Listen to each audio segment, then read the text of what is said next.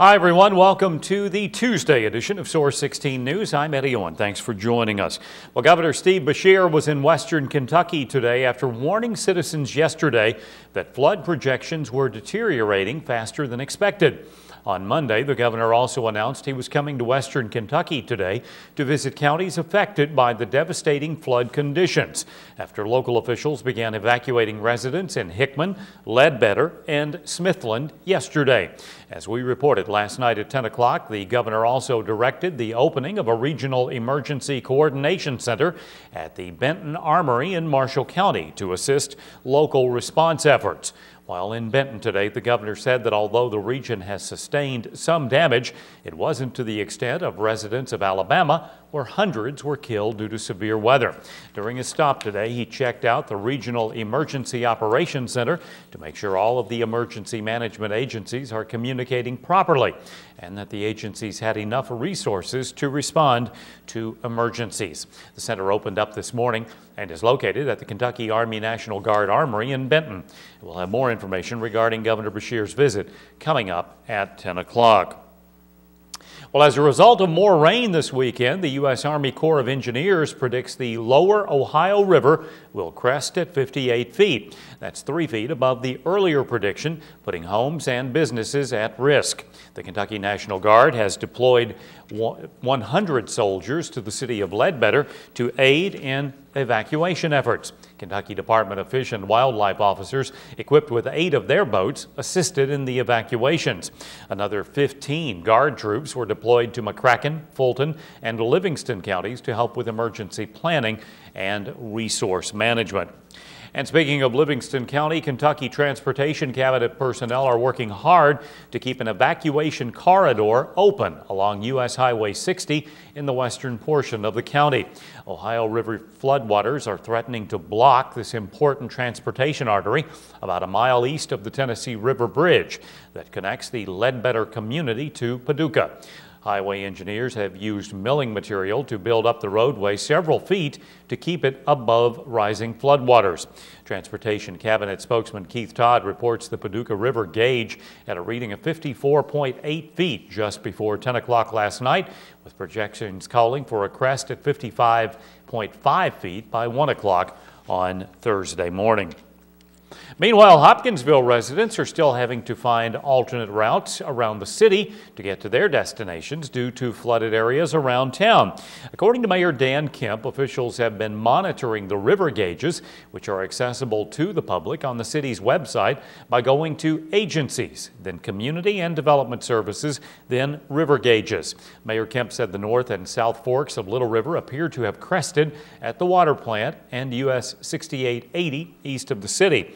Based on contact with Christian County Emergency Director Randy Graham and other personnel, the mayor says he's unaware at this time of anyone who's been forced to evacuate their home or business due to flooding. The Tennessee Valley Authority and the Corps of Engineers are predicting unprecedented lake levels for Lake Barkley and Kentucky Lake. The current lake levels are 372.5 feet and are rising due to varying predictions because of continuing rainfall. Officials of Land Between the Lakes National Recreational Area say the lake levels have caused flooding along all of LBL's shoreline. Staff has closed and barricaded all LBL boat ramps, campgrounds, and lakeside campsites, as well as trails and roads. Anyone found beyond barricaded areas will be issued a citation, according to LBL officials. Star Camp will be temporarily open for camping with a backcountry camping permit. Other LBL day use facilities that are open include North Welcome Station, Nature Station via Silver Trail Road, Elk and Bison Prairie, Golden Pond Visitor Center and Planetarium, Golden Pond Target Range, the Home Place, South Bison Range, and South Welcome Station. Activities such as hunting, picnicking, and hiking will be available in limited areas. However, extreme caution should be used due to saturated soil conditions and weather conditions. Before heading to LBL, visitors are encouraged to check the alerts and notices page at lbl.org for current information, open-closed list, and other details due to the recent storm damage and continued flooding. There are still several roads around western Kentucky that are closed due to flooding. Now here's the latest water over the road report from the Kentucky Transportation Cabinet. In Christian County, water over the road on Kentucky's 107, 117, 345, and 1338. In Fulton County, 1354, 2140, 1129, 94, and 1907. In Hopkins County, water is over the following roads: Kentucky 70, 85, 109, 293, 370, 862, 1033, 1034, 1220, 1221, and 2280. In Graves County, Kentucky 131, 450, and 348 are closed, and on Kentucky 1241, the bridge is out. In Marshall County, water is over the road on Kentucky 1949 and Kentucky 1462. And in Trigg County, water is over the road on Kentucky 1507, 1585, 1253, 128, and 525. As of Monday, officials reported there were about 200 roads closed across the state due to flooding. Well, we now have more details concerning the fire at a popular landmark that burned to the ground last week. Source 16 spoke to Oak Grove Volunteer Fire Department's Assistant Chief and Fire Inspector Lonnie Forrest today, who told us the fire at Charlie's Steakhouse started in a walk-in cooler located in the attic, and it was caused by an electrical malfunction. The assistant chief said because the fire was not considered suspicious at the scene, an official investigation into the fire will not take place since the building was old. As we reported on the night of April 26th, volunteer firefighters battled the blaze at the Fort Campbell Boulevard business for several hours. At the scene, Oak Grove Deputy Fire Chief Bill Johnson told us when firefighters arrived around 9:20, the fire was already in the attic and they were not able to make entry through the front door because the roof was unsafe. Charlie's Steakhouse, located at 14850 Fort Campbell Boulevard, had been in business since 1959. Murray Elementary School has a new principal. Farmington Elementary School's principal, Denise Whitaker, was named as the new Murray Elementary School principal yesterday afternoon. She'll take over the head position from Lori Booth of Marshall County, who was named interim principal after the former MES principal, Janet Caldwell, retired. Whitaker is a Murray State University graduate and taught at Murray Elementary from 1998 to 2001. She also taught at Graves County for 1 year before being hired at Farmington Elementary School, where she taught 1 year before being named as principal. Whitaker lives in Murray with her husband and 2 children who will be attending Murray Independent Schools next year. Well, 3 Hopkinsville residents are behind bars facing manufacturing meth and other drug-related offenses after police found methamphetamine components in the trunk of a vehicle. Around 2:30 this morning, Hopkinsville police pulled over a silver vehicle at the intersection of West 16th and Canton Streets that matched the description of a vehicle involved in a disturbance at the Kangaroo on North Main Street. Police say the driver, 28-year-old Lindsay Clan DeCourcy, was driving on a suspended operator's license found beside the driver's seat.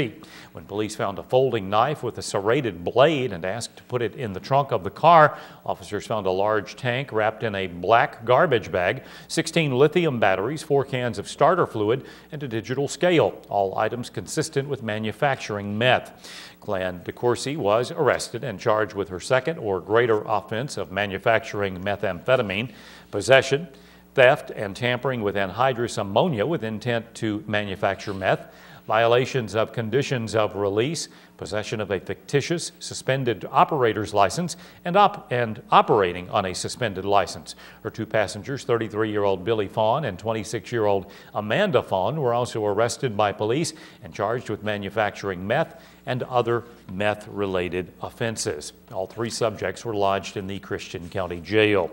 Meanwhile, police arrested another Christian County resident in a separate incident when officers went to serve a warrant and found drugs in his hotel room. 41-year-old Curtis Killebrew of Lafayette was taken into custody by Hopkinsville police at the American Inn on North Main Street around 4:50 this morning. According to the report, police went to the hotel to serve a warrant on Killebrew and received consent to search his room. During the search, police reportedly found items used to manufacture methamphetamine, along with a loaded syringe containing a clear fluid with a white, chalky, powdery substance. Police seized the syringe for evidence, and the Christian County Sheriff's Office seized the other items of evidence from the room. Killebrew was charged with possession of a controlled substance, drug unspecified, and was lodged in the Christian County Jail. Afghan National Army soldiers are becoming proficient in firing high-powered weapons. Task Force Currahee Public Affairs Specialist Kimberly Menzies reports ANA soldiers fired off D-30 howitzers with the help of Currahee soldiers and demonstrated their proficiency and training during a live-fire exercise in the Paktika province. Now, according to Menzies, the live-fire exercise allowed the ANA artillery soldiers to physically put into practice the specific elements of firing the howitzers. Task Force Glory soldiers from Headquarters and Headquarters Battery reportedly trained the class of ANA artillery soldiers for 2 months.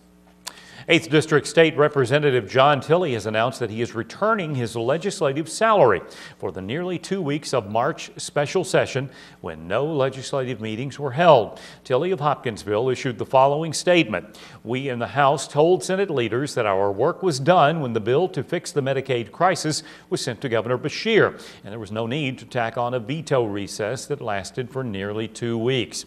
He adds, unfortunately, bureaucratic hurdles beyond our control kept us from not being paid during that recess, but that doesn't mean that we won't or can't give this salary to a worthy cause. Tilley said he has already given most of his session pay to local charitable causes and intends to give more in the weeks to come. Well, coming up, Tuesday's Mega Millions jackpot is $51 million. Wednesday's Powerball jackpot is $36 million.